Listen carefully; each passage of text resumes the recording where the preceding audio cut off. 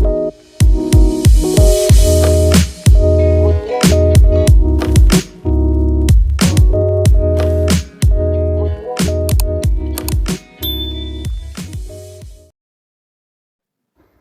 Sobat OTD, masih ingat dengan peristiwa pilu di Cianjur yang menguras air mata kita beberapa waktu lalu? Kisah pulangnya seorang pria hanya karena 2 buah labu siam. Kali ini kita akan membahas perkembangan terbarunya. Sobat, bersiaplah, karena fakta yang terungkap dari penelusuran Kang Deddy Mulyadi kali ini benar-benar membuat dada kita semakin sesak. Kisah ini ternyata bukan sekedar tentang siapa yang salah, tapi tentang kerasnya hidup yang membenturkan 2 keluarga kecil yang sama-sama berjuang di garis ekonomi bawah. Belum lama ini, istri dari pihak pelaku datang menemui Kang Deddy Mulyadi sambil meneteskan air mata yang memohon keringanan untuk suaminya.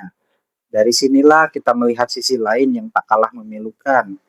Sang istri ternyata hanyalah buruh tani lepas yang diupah Rp30.000 sehari untuk membersihkan rumput.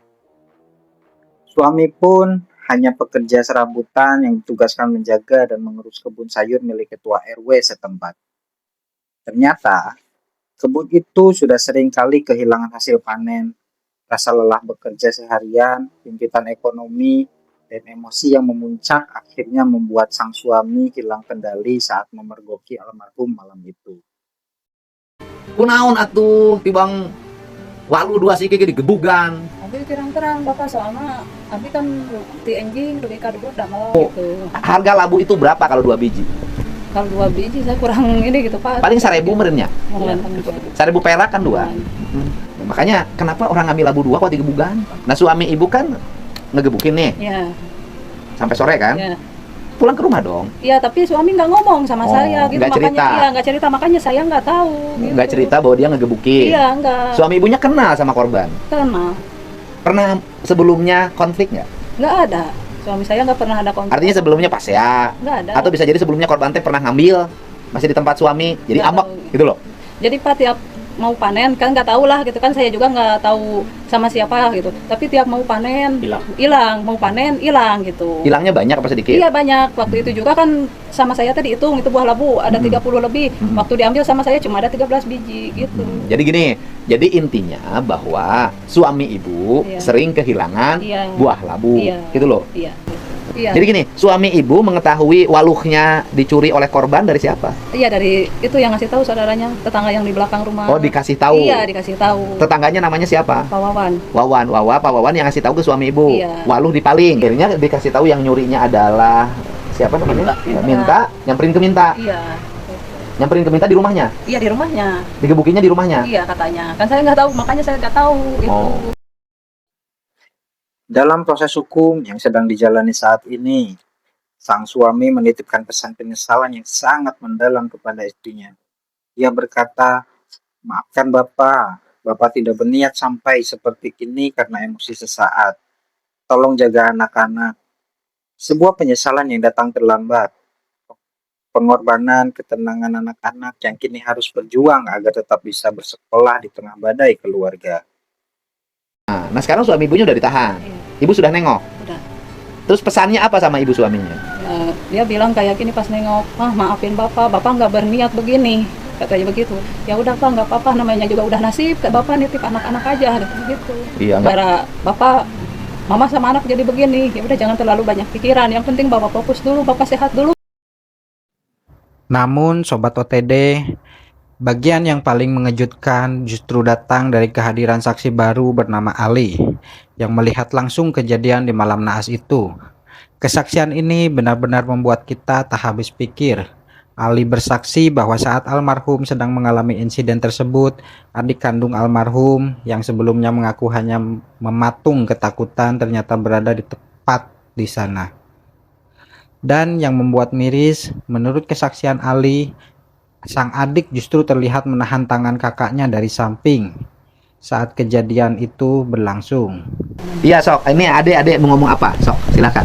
Kan pas waktu pemukulan itu pas di tempat kan nggak langsung meninggal. Kata orang-orang kan pas pemukulan hari Sabtu, pas hari Minggu itu dia tuh berjualan. Siapa yang melihat bahwa korban pada hari Minggu itu masih berjualan. Jualannya jualan waluk. Siapa? Tapi jualannya Pak nggak tahu apa kan. Tapi saya lihat dari CCTV tadi itu ada yang CCTV di mana? Jamaras. Ada CCTV-nya di Jamaras. Iya. Kemudian di CCTV ada terlihat jualan. Iya. Pengadilan. Oh ini dagang. Ini kayaknya dagang makanan sayuran. Ya yang pakai Tupperware. Oh itu teh kok ini. Emang kalau korban ini normal atau agak biasa dilemurkan suka agak yang bahasa lembur mah kurang? Normal. Itu masih dagang. Jadi hari Minggunya itu Masih dagang. masih dagang. Iya. Ini teh Ali namanya. Ya. Ali teh siapanya tersangka? Alona. Alok. Nah, kan ada almarhum lagi digebukin Ya. sama Amang ya. Apa namanya Mang Ujang? Ya. Sama Mang Ujang. Kemudian ada Cucum. Ya. Oke. Nah, waktu almarhum lagi digebukin teh digebukinnya di mana? Di depan rumahnya. Depan rumah almarhum. Ya. Ya kan? Ali lihat dengan mata kepala sendiri. Lihat. Oke. Terus kemudian waktu digebukin itu posisi korban gimana posisinya?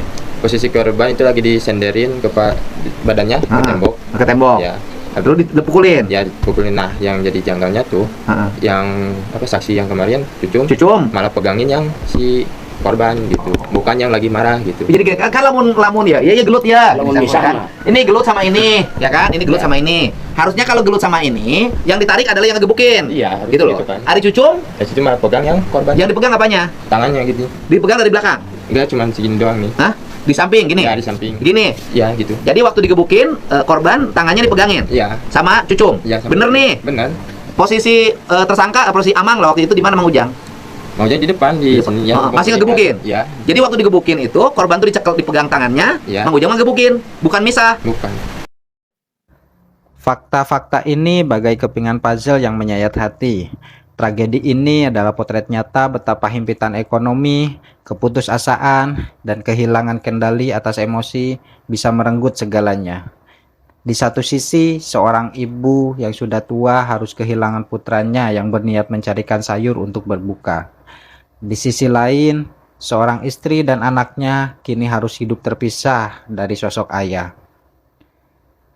Sobat OTD, terima kasih telah menonton. Jangan lupa untuk support channel ini dengan cara subscribe. Saya pamit. Terima kasih.